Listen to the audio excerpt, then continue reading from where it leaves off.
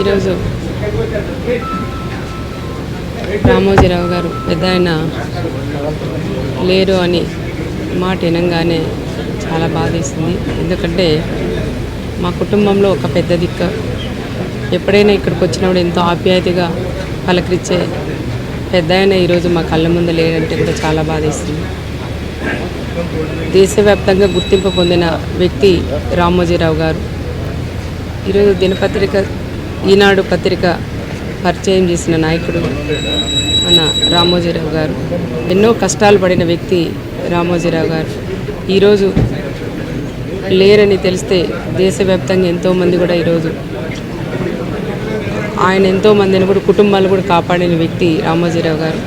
ఆయన లేని వార్త వినంగానే ఎంతోమంది షాక్ గురయ్యారు. నేనే పొద్దున తెల్లారితో తెలిస్తేనే ఎంతో బాధపడినాం. మా కుటుంబంలో ఒక పెద్ద దిక్క, ఏదైనా మాకు కష్టాలున్నా ఆయనకి చెప్పుకునే వ్యక్తులు మేము. మా ఆయన పరిటాల రవి గారు ఉన్నప్పటి నుంచి ఆయన పోయిన తర్వాత కూడా చాలాసార్లు కలిసాం. మా బాధలు ఏదైనా ఉన్నా చెప్తే కూడా మాకు ధైర్యం చెప్పి ఈ విధంగా మీరు నడుచుకోవాలని చెప్పే వ్యక్తి ఈరోజు మాకు లేరని కూడా అనుకోకూడదు. ఎప్పుడు కూడా మన గుండెల్లో ఎప్పుడు చిరస్థాయిగా పెద్ద ఆయన ఉన్నారని కూడా మేము కూడా భావిస్తాం.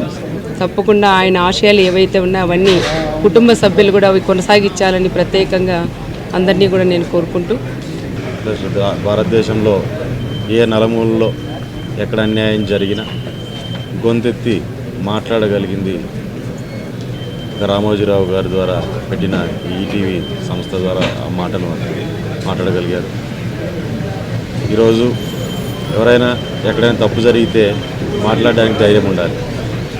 ఆ ధైర్యాన్ని పుష్కలంగా పెట్టుకొని కొన్ని ఏళ్ల నుంచి ప్రజల పక్షాన నిలబడి గొంతెత్తిన వ్యక్తి రామోజీరావు గారు. మరి దాంతోపాటు ఇన్ని సంస్థల్లో ఎంతోమందికి ఉపాధి అవకాశాలు కల్పించి ఎన్నో కుటుంబాలని నిలబెట్టాలనే ఆలోచనతో ముందుకెళ్ళిన వ్యక్తి. ఆయన ఎంతో అభ్యుదయ భావాలతో ఆలోచనలతోనే ముందుకెళ్ళిన వ్యక్తి. సమాజం బాగుండాలని పాటుపడిన వ్యక్తి. అట్లాంటి వ్యక్తి ఈరోజు దూరం అవడం అనేది మన తెలుగు రాష్ట్రాలు ఒక తీరని లోటుగా మనం ఈరోజు భావిస్తున్నాం. ఖచ్చితంగా ఆయన ఎక్కడున్నా ఆయన మంచి ఆలోచనలు ప్రజల్లోనూ రానున్న తరాల్లో కూడా అదే రకంగానే ముందుకెళ్తాయని, నేను ఒక ఇన్స్పిరేషన్లానే రాబోయే తరాలన్నీ తీసుకొని ఒక మంచి సమాజ స్థాపనలో ఖచ్చితంగా వాళ్ళంతా కూడా ఇతను ఇన్స్పిరేషన్గా పెట్టుకోగలుగుతారు రామోజీరావు గారిని నేను ఆశిస్తున్నాను. ఖచ్చితంగా ఈయన లోటును మాత్రం తీర్చలేని పరిస్థితి అనేది